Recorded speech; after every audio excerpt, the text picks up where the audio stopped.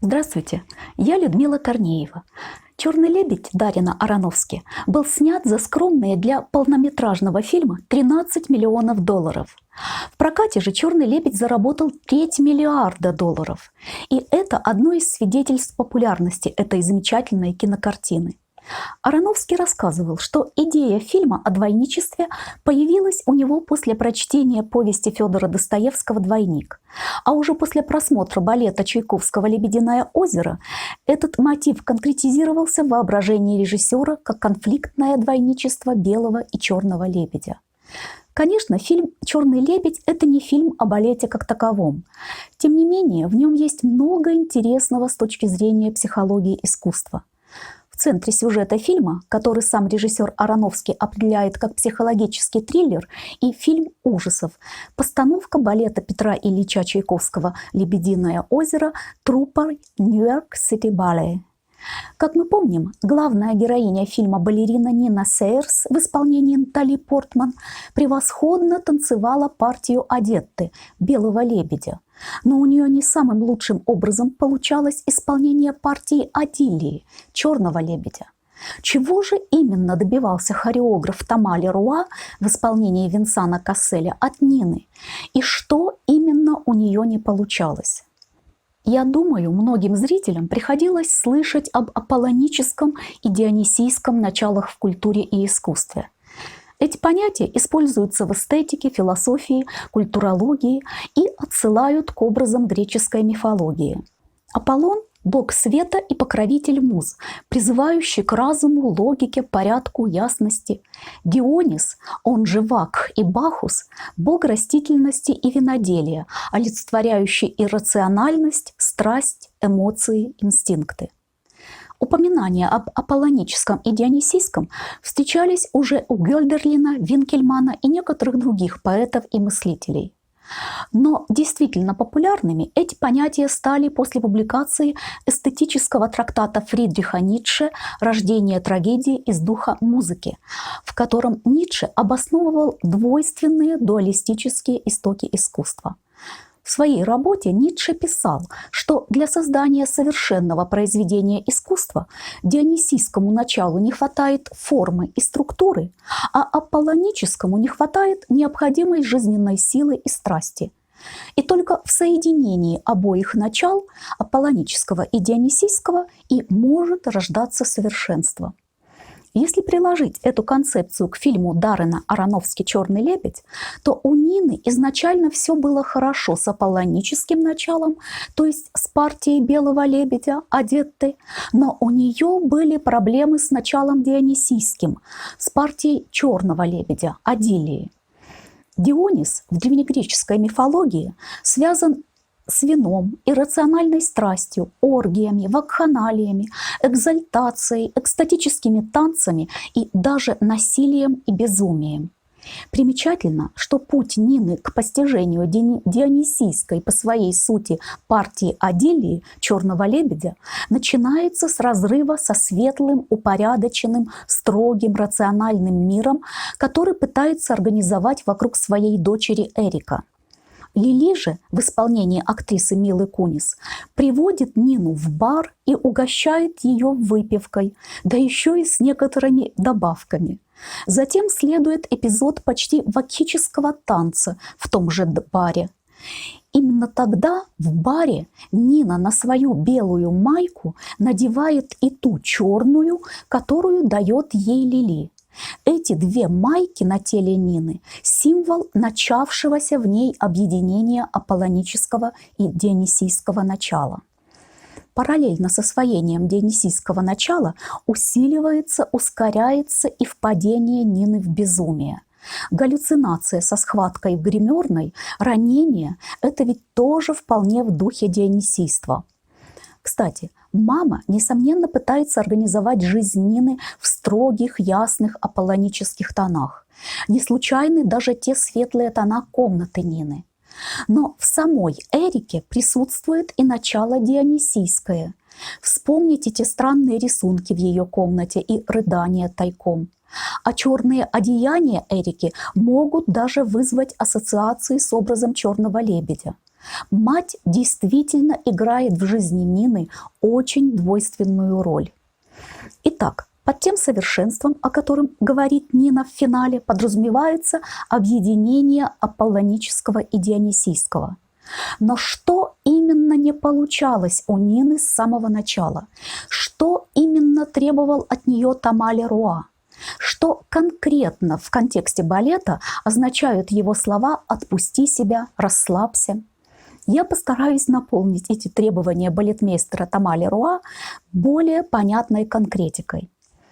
С конца XX века в сферах современной популярной музыки и хореографии стал все чаще использоваться такой термин и понятие, как грув. Обычно грув связан с такими жанрами, как соул, свинг, рок, хип-хоп, сальса, фьюжн и другими близкими к ним. Грув – это некое интуитивное и органическое ощущение ритма, которое вызывает у человека желание двигаться при звуках музыки. Это чувство, заставляющее нас раскачиваться, притопывать, прихлопывать в такт звучанию. Грув – это также и свойство самой вызывающей такие желания музыки. Кстати, иногда грувом ошибочно называют гроулинг, он же гроул. Но это разные вещи. Гроулинг – это рычащая манера вокального исполнения. Извлечение специфического, напоминающего рычание звука, резонирующей гортанью. Гроулинг используется в таких стилях исполнения, как трэш-метал, готик-метал, дэт-метал, дум-метал и ряде других.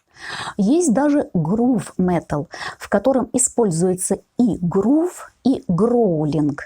Но повторю еще раз, грув и гроул, то есть гроулинг, это разные вещи.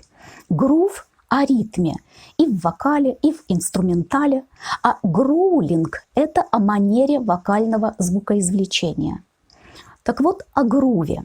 Предполагается, что проявление грува особенно связано с наличием в музыке синкоп. И действительно, во всех жанрах, с которыми сегодня ассоциируется грув, встречается немало синкоп. Синкопа – это смещение, перенесение сильной доли такта, пропуск этой сильной доли. Вот должен быть по аполлонически ясной, строгой, последовательной логике формы на сильной доле такта звук, акцент, удар, толчок, а его нет. Ибо синкопа, пропуск, перенесение, запаздывание акцента. И у человека возникает инстинктивное желание заполнить этот пропуск, это отсутствие положенного в этом месте сильного звукового акцента движением собственного тела. В более давние времена синкопы были характерны в основном для народной плясовой музыки. Именно потому такая музыка и вызывала желание, что называется, пуститься в пляс. А поскольку речь идет о желании, об инстинктивных физиологических реакциях, о подсознательных телесных проявлениях, то это все и относится к так называемому дионисийскому началу. В профессиональной академической музыке синкопы встречаются не так часто. Профессиональная музыкальная традиция облагорожена рациональным аполлоническим представлением о симметрии, точности, логике, стройности формы. Вы, например, вообще вряд ли услышите синкопы в музыке классицистической. Но в тех музыкальных стилях, которые наиболее отклоняются от рациональной ясности классицизма, тоже встречаются интереснейшие явления. Например, прием рубата, особенно характерный для музыкального романтизма. Рубата – музыкальный термин, относящийся к выразительности исполнения. Это свобода, допускающая едва заметные ускорения и замедления темпа по усмотрению исполнителя-солиста или дирижера. Прием рубата особенно характерен для вокальной музыки. Певцы часто используют его интуитивно, едва заметно сдвигая, то ускоряя, то замедляя темп мелодии относительно темпа аккомпанемента. Причем важно, чтобы едва заметно ускорялась и замедлялась исключительно сольная партия, а аккомпанемент держал строгий, точный темп. В результате возникает чем-то похожий на грув эффект. Такое свободное исполнение схожим образом действует и на слушателя, втягивая его в более сильное эмоциональное переживание, чувствование музыки. Подобные микроскопические отклонения от темпа могут происходить и в танце, в том числе при исполнении балетной партии. Именно эту свободу микроотклонений от точности темпа, ритма и имел в виду Тома Леруа, когда требовал от Нины расслабиться и отпустить себя. Причем речь идет о практически незаметных, недоступных измерению спонтанных отклонениях, выразительных отставаниях и опережениях. Именно эти микроскопические отклонения и придают исполнению жизнь и очарование. Зритель же, созерцая такое свободное исполнение, именно подсознательно фиксирует эти микроотклонения. Конечно же, вольное свободное исполнение балетной партии, как и рубата в музыке, это далеко не синкопа, потому желание грувить, то есть топать, хлопать, раскачиваться, оно у зрителей не вызывает. Но подсознательно, инстинктивно фиксируя вот эти микроотклонения темпа и ритма, зритель реагирует на них совершенно незаметными микродвижениями собственного тела, голосовых связок, порой едва заметным подстраиванием ритма дыхания и сильнее втягивается в восприятие переживания танца. Иными словами, чуть-чуть вольное исполнение балетной партии способствует большей вовлеченности, большему соучастию зрителя, поскольку у него появляется вот эта незаметная для сознания собственная задача – фиксировать и подправлять отклонения.